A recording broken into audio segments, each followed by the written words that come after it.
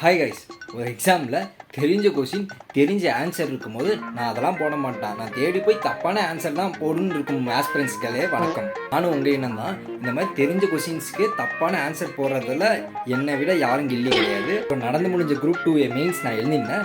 அதில் நிறைய பேர் இந்த கொஷின்ஸ்க்கு தப்பாக ஆன்சர் பண்ணியிருந்தாங்க. அவங்க என்ன காரணத்துக்காக அந்த கொஷினுக்கு தற்கொலைத்தனமாக ஆன்சர் பண்ணியிருந்தாங்க அப்படிங்கிறத இன்னைக்கான வீடியோக்குள்ளே பார்க்க போகிறோம். வாங்க வீடியோக்குள்ளே போகலாம். இந்த கொஷின் தாங்க நிறைய பேர் தப்பு பண்ணியிருக்காங்க.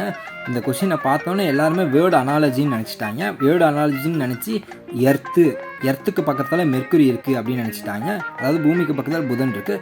அப்போ சனிக்கு பக்கத்தில், அதாவது சேட்டன் பக்கத்தில் என்ன இருக்குது அப்படின்னு சொல்லி யோசிச்சுட்டு இருந்திருக்காங்க.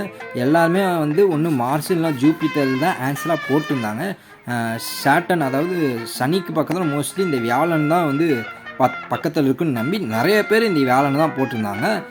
ஆனால் இந்த யாருமே இந்த குரூப் 2 மெயின்ஸ் எழுதும் போது டைம் பத்தாதுன்னு சொல்லிட்டு இந்த ஹெட்லைனே யாருமே படிக்கல. இந்த மாதிரி ஹெட்லைன் படிக்காதனால இந்த கொஷின் தப்பு பண்ணியிருந்தாங்க. ஆனால் ஹெட்லைன் என்ன கேட்டிருக்காங்கன்னா, கொடுக்கப்பட்ட 3 சொற்களுக்கு தொடர்புடைய தன்மையை குறிக்கும் சொல்லி தான் கேட்டிருக்காங்க. இந்த 3 சொற்களுமே பாருங்களேன், எர்த்து, மெர்க்குரி, சாட்டன், இது எல்லாமே ஒவ்வொரு கோள். அப்போ இந்த 3மே தொடர்புடைய ஆன்சர் என்னன்னா பிளானட், அதாவது கோள் தான் ஆன்சர் வரணும். ஸோ இந்த மாதிரி எனக்கு டைம் பத்தாதா அப்படின்னு சொல்லிட்டு ஹெட்லைனை யாருமே படிக்காமல் விட்டிங்கன்னா நம்ம இந்த மாதிரி கொஷின்ஸில் மிஸ்டேக் பண்ணுறதுக்கு நிறையா சான்சஸ் இருக்குது. ஸோ முடிஞ்ச அளவுக்கு நம்ம இருக்கிற டைமில் ஒரு கொஷினை நம்ம படித்த கொஷின் தப்பு பண்ணக்கூடாதுன்னா ஒழுங்காக கொஷினை நம்ம ரீட் பண்ணணும். அப்போ தான் இந்த மாதிரி மிஸ்டேக்லாம் நம்மளால் அவாய்ட் பண்ண முடியும். சரிடா, அதெல்லாம் சரி, மற்றவங்க தப்பு பண்ணதெல்லாம் ஓகே. தம்பி என்ன பண்ணீங்க? அவன் கண்ணில் ஒரு திமிரு, ஒரு ஆங்காரம். கரெக்டு. என்னமோ ஏதோ தெரிலங்க.